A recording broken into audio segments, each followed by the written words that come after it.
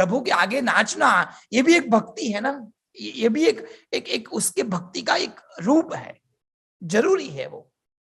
पर उसके लिए कथा तो नहीं है, उसके लिए संगीत है, उसके लिए भजन है, उसके लिए एक अलग सेशन होता है।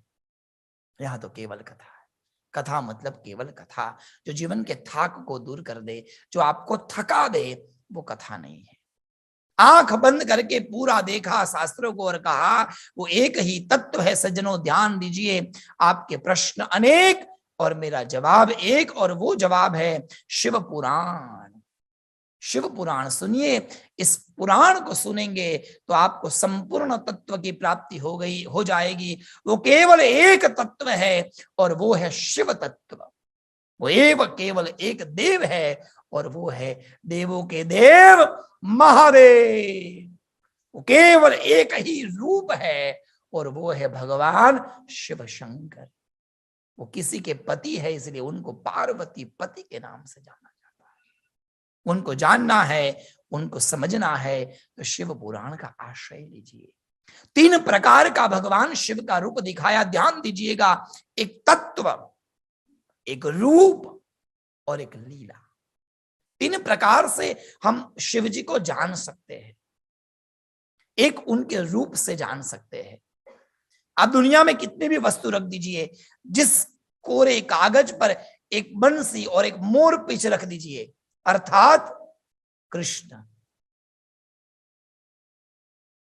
एक कोरे कागज पर कुछ मत रखिए, केवल एक डमरू रख दीजिए, अर्थात महादेव।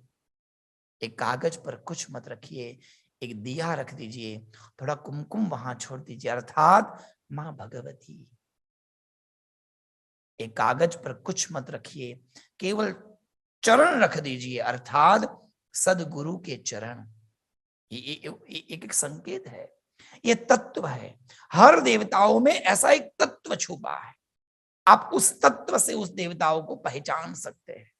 दूसरा होता है उसका रूप। हर देवताओं के अलग अलग रूप होते हैं।